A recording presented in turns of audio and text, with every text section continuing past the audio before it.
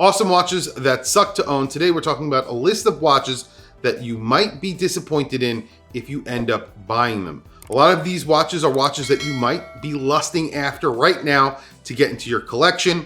However, I'm going to give you some reasons why they suck to own, and I have a pretty good list here. I'm going to give you specific watches, some specific brands, and types of watches. So let's get into my first choice for watches that suck to own. The first watch that I'm going to mention here is a watch that I actually own. I actually own 2 of these watches at some point. I owned about 5 of them. I'm talking about Panerai. Now, Panerai in general, I think are a great brand. They have a really great history, some of it a little bit checkered, but their history is pretty interesting. And they have some iconic watches, specifically Illuminor, because I think they are probably their most iconic watch. However, with that being said, there are some fatal flaws for Panerais when it comes to many wrists out there. If you have a small wrist and you want to get a Panerai, yes, they make smaller Panerais. They do make a 38 millimeter Panerai and a 40 millimeter Panerai. However, those are not the Panerai you should be buying.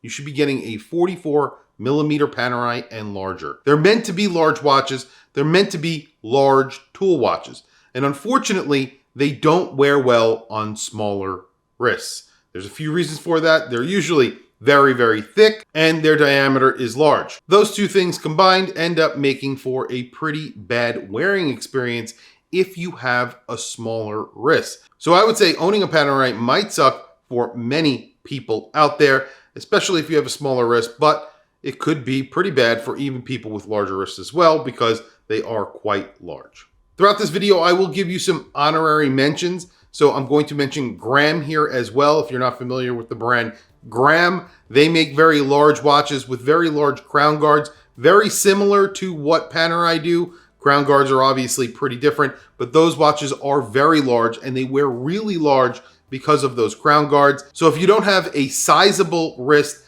these will be uncomfortable. I've owned a Graham in the past and I've sold it because it was so uncomfortable to wear. It was just horrible for day to day. Next is a genre of watches. I'm going to say skeletonized watches. I know a lot of people love skeletonized watches. I think when you get into watch collecting, skeletonized watches are kind of cool. They're a little bit mysterious because you could see through the entire movement and how does it still work? It's kind of cool. It's really fun to look at as well. As you become a collector, you start looking at skeletonized watches and you say to yourself, that kind of looks cheap unless they are done really, really well. And I think it is really hard to get a skeletonized watch right. There are some very expensive skeletonized watches out there that you would mistake for a $200 AliExpress skeletonized watch. And that's just the way it is. I think they also suck for one other reason. It's kind of a personal reason as well. When you have a very skeletonized movement,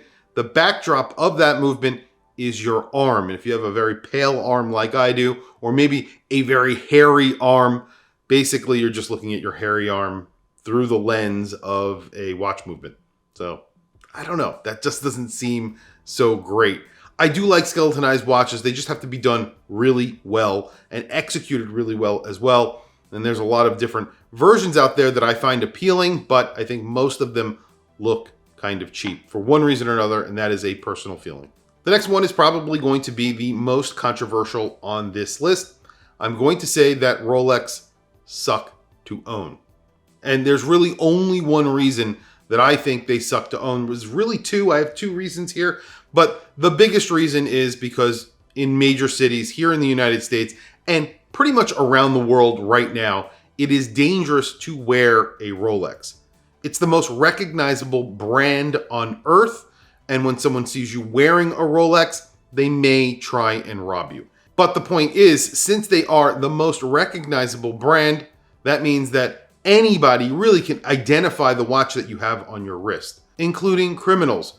They know that they could steal that watch from you and immediately sell it to somebody else, and they can make a quick buck on your watch very, very fast. And the other reason is, this is from personal experience, not from owning a Rolex, but being a watch collector and knowing about watches and seeing people with Rolexes on their wrist. I sometimes say to myself, is that real? Because I think a lot of people do wear fake Rolexes. If you go to Canal Street here in New York City, it's basically littered with fake Rolexes, and they are very, very good. Some of them are terrible. Some of them are getting very, very good.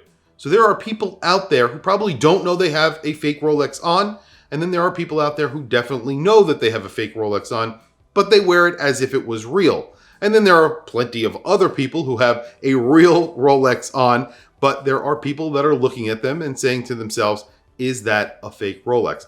In fact, I think a lot of people who own Rolex will admit that one of the most frequent questions that they get about their watch, is it real? That's the question that they get. Is your Rolex real?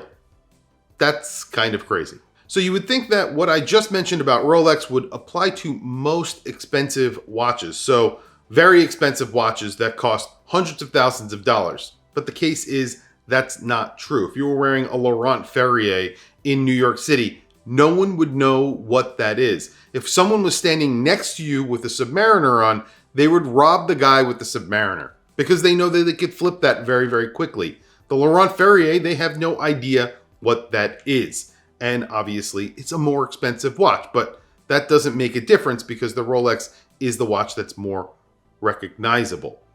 There are a few other brands that do fall into this category, however.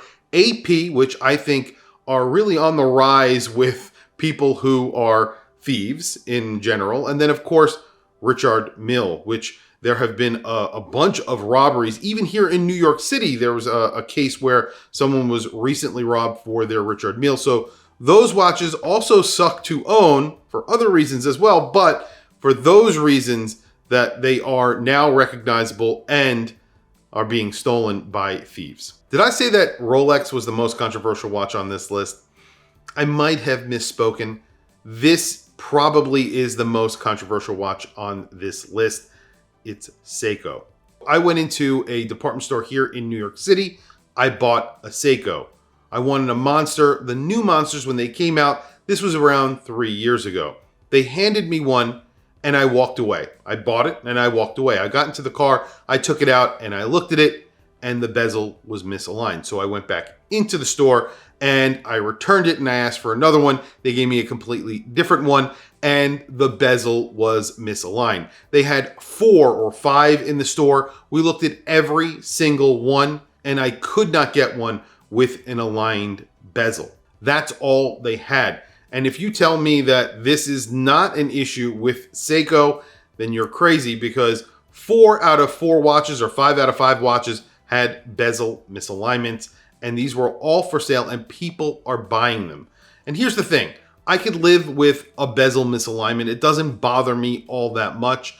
I actually own an SBDC 061. However, I will tell you that had a bezel misalignment and I bought that one on Amazon. I have OCD or whatever it might be, but every time I looked at the watch, that misaligned bezel just upset me. And then I really got into micro brands and all these other micro brands. They were able to get it right. Why couldn't Seiko? They could not get it right. And it doesn't matter where you buy Seiko. You could buy them from an authorized dealer, directly from Seiko, Amazon, eBay. It doesn't matter.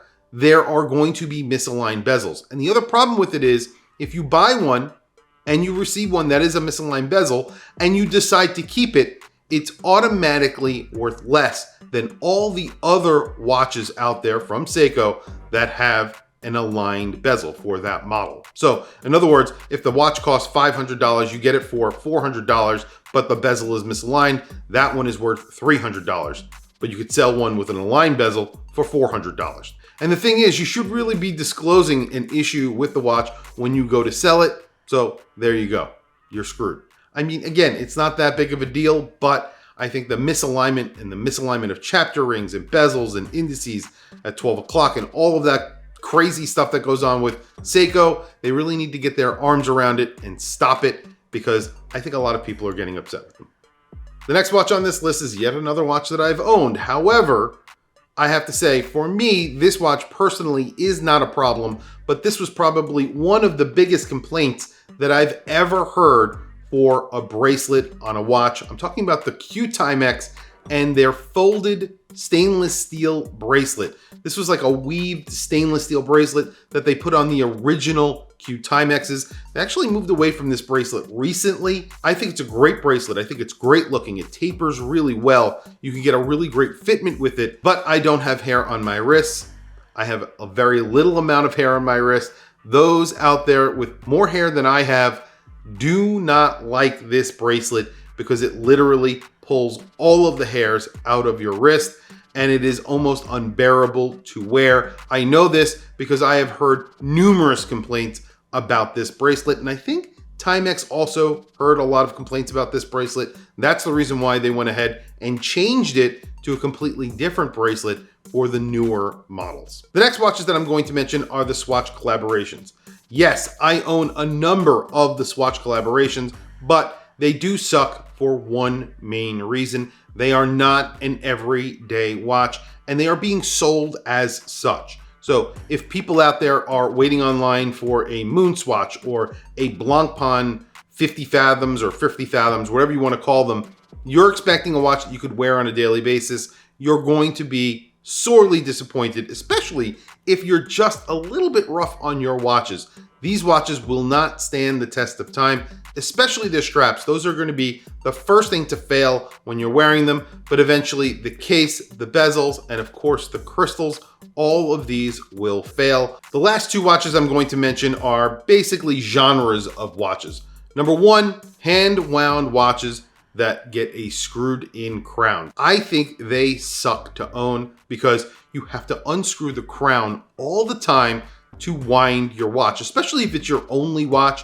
It's a real pain to have to unscrew the crown every time and then screw in the crown. Eventually, you're going to thread the crown because you're constantly using it to set the time and using it to wind the watch. It doesn't make a lot of sense, but there are brands that have done it and are doing it currently today. And I think that's probably one of the most annoying combinations that you could put together, a screwed in crown and a manual wind movement. The other one is vintage watches.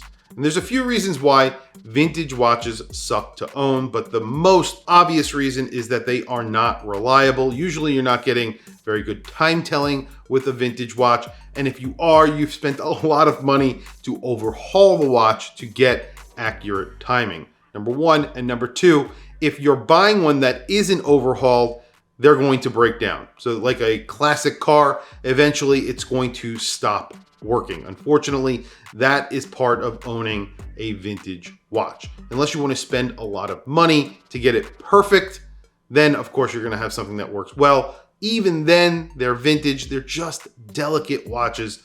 Unfortunately, that's the way it works. Also, water resistance, things like that aren't going to be up to the original spec. You can wear them as a dress watch, but I wouldn't go showering or swimming with a vintage watch on. That's really it. That's my list. I know there are plenty of other watches out there that suck, but this is the list that I came up with. Tell me what you guys think down in the comments below. What are some watches that are sucky to own? I want to hear from you guys. I think I gave you a pretty good idea of what I think sucks to own, but I want to hear from you guys. Tell me down in the comments below. Please also don't forget to like, subscribe, hit that bell icon. It's super helpful for the channel. I very much appreciate it. Anyway, guys, thank you for joining me today. Thank you for watching this video. I really do appreciate it, and I will catch you guys in the next video.